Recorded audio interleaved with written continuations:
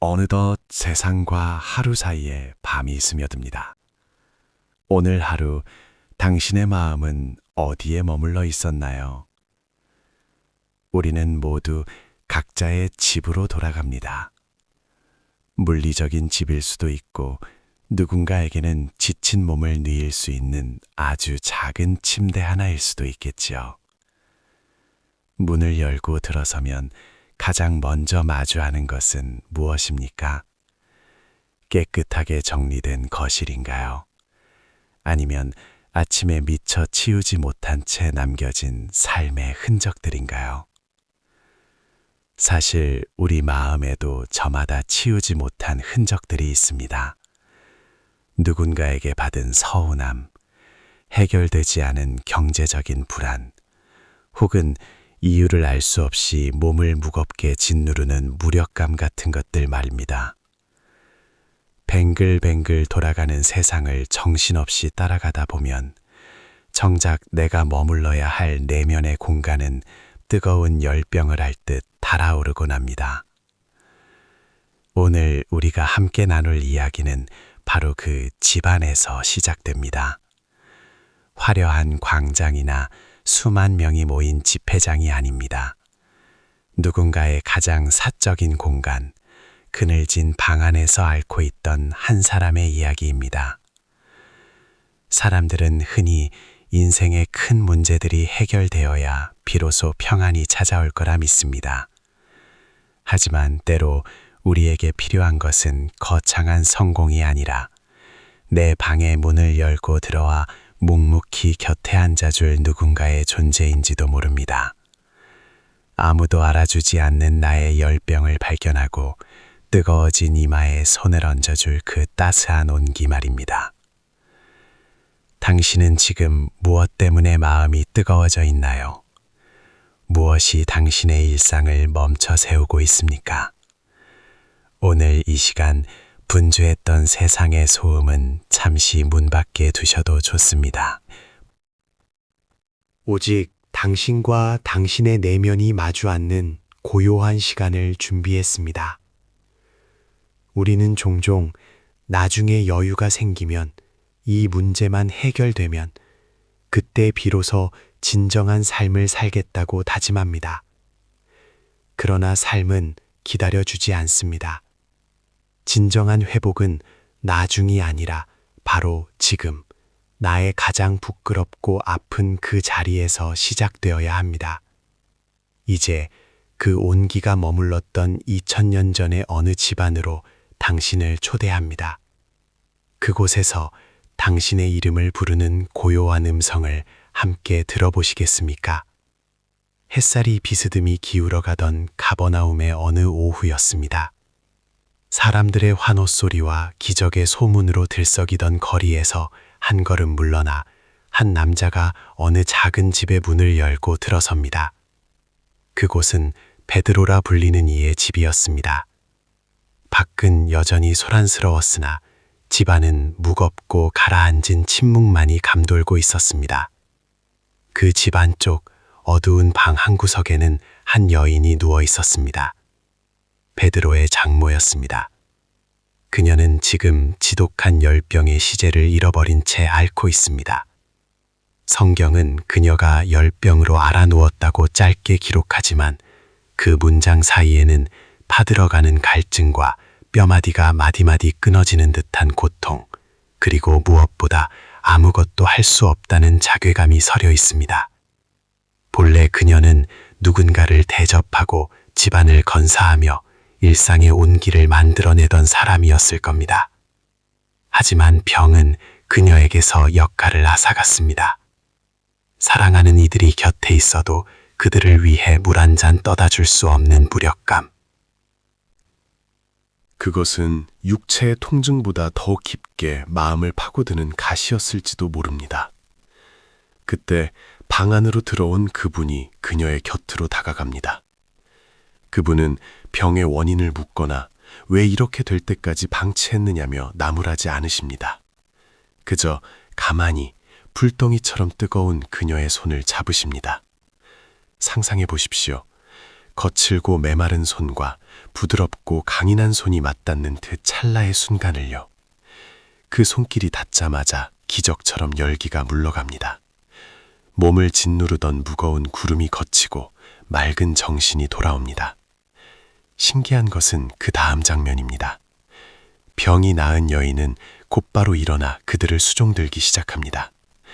단순히 몸이 나았다는 증명이 아닙니다. 그것은 일상의 회복입니다. 내가 사랑하는 사람들을 위해 다시 무언가를 할 수 있게 되었다는 기쁨, 멈춰있던 삶의 시계추가 다시 움직이기 시작했다는 신호입니다. 하지만 집 밖의 풍경은 사뭇 다릅니다. 해가 저물자 소문을 들은 수많은 병자와 귀신 들린 자들이 구름처럼 몰려듭니다. 그분은 말씀 한마디로 그 모든 어둠을 몰아내십니다. 그 모습은 마치 거대한 폭풍우를 잠재우는 고요한 권위와 같습니다. 그런데 그 화려한 치유의 현장 한복판에서 한 서기관이 다가와 비장한 각오를 밝힙니다. 선생님이여, 어디로 가시든지 저는 따르리이다. 뒤이어 또 다른 제자는 먼저 가서 내 아버지를 장사하게 허락하옵소서라며 머뭇거립니다. 사람들은 저마다의 이유로 그분 곁에 서고자 합니다. 누군가는 영웅적인 결단으로, 누군가는 현실적인 타협안을 들고 말입니다. 하지만 그분은 뜻밖의 차가운 대답을 돌려주십니다. 여우도 굴이 있고 공중의 새도 거처가 있으되 인자는 머리 둘 곳이 없다. 그리고 죽은 자들의 장례는 죽은 자들에게 맡기고 너는 지금 당장 나를 따르라고 말씀하십니다. 치유의 따스함과 추종의 서늘함이 교차하는 이 장면. 우리는 여기서 삶의 기묘한 진실 하나를 마주하게 됩니다. 누군가는 손을 잡아주는 것만으로 일상을 회복하지만 누군가는 모든 것을 버리고 길을 떠나야 하는 결단의 순간 앞에 서게 된다는 사실입니다.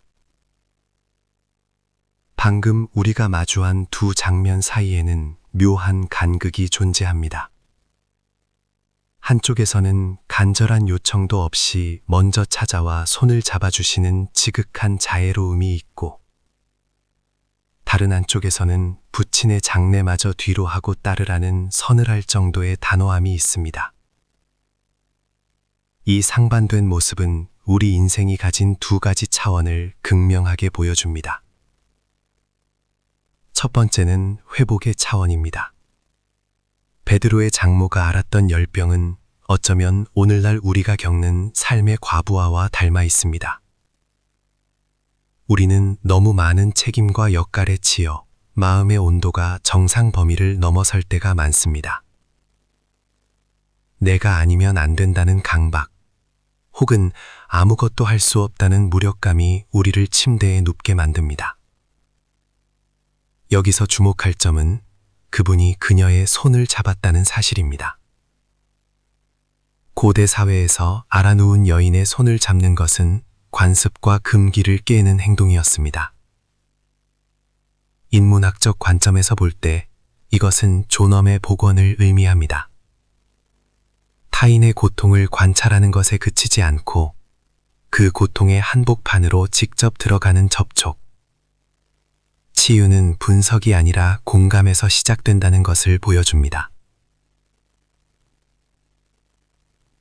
그녀가 일어나 곧바로 수종을 들었다는 것은 치유의 목적이 단순히 통증의 제거가 아니라 타인과 연결되는 능력의 회복에 있음을 암시합니다.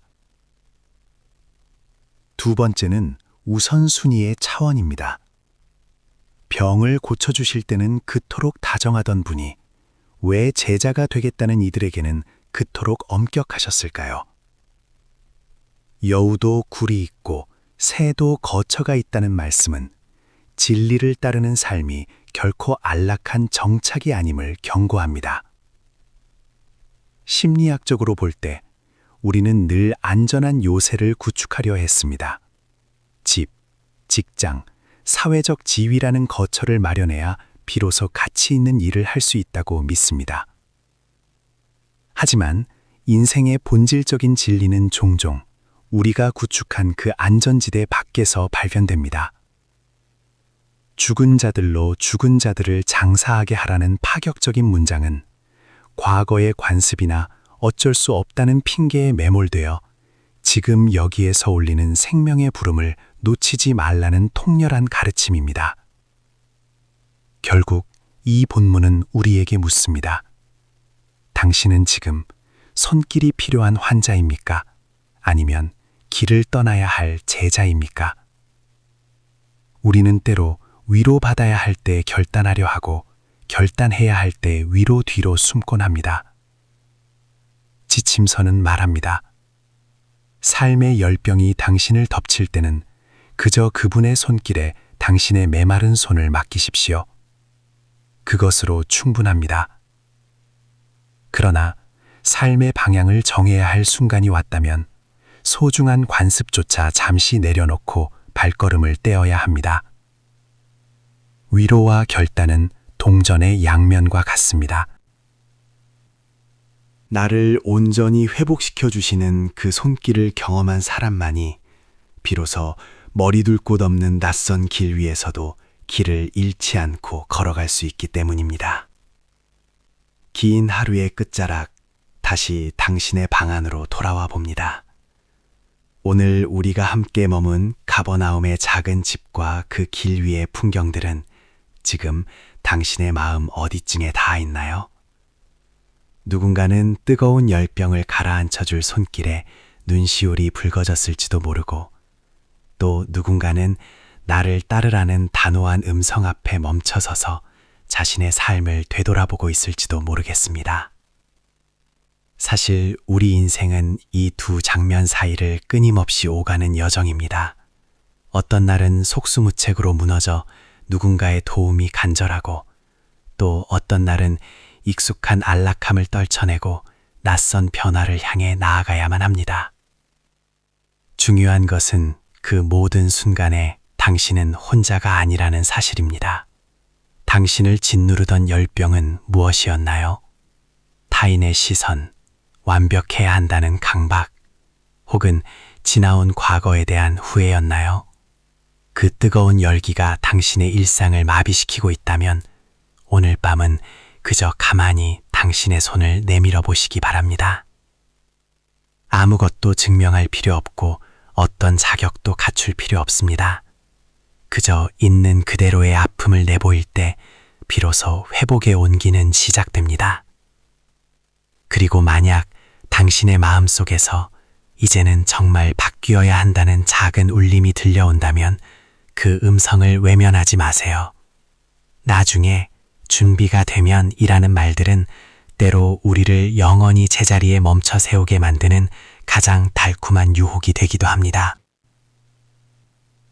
진정한 삶은 우리가 모든 준비를 마친 안락한 거처가 아니라 한 걸음을 내딛는 그 길 위에서 비로소 완성되기 때문입니다. 오늘 밤 당신의 방 문을 닫으며 스스로에게 나지막이 질문 하나를 건네보셨으면 합니다. 나는 오늘 나를 붙들고 있던 무엇을 내려놓고 어떤 새로운 손을 잡았는가? 정답을 찾으려 애쓰지 마세요. 그저 그 질문이 당신의 마음 속에 조용히 머물게 두는 것만으로도 충분합니다. 어제와 똑같은 밤인 것 같지만 당신의 마음은 이미 회복을 향해, 그리고 새로운 길을 향해 미세하게 방향을 틀었을지 모릅니다. 오늘 하루도 참 고생 많으셨습니다. 당신의 앓던 자리가 평안의 자리가 되고 당신의 머뭇거림이 용기 있는 첫발이 되기를 진심으로 응원합니다. 이제 깊은 평온 속에서 당신만의 고요한 하루를 마무리하시길 바랍니다. 하루와 세상 사이였습니다.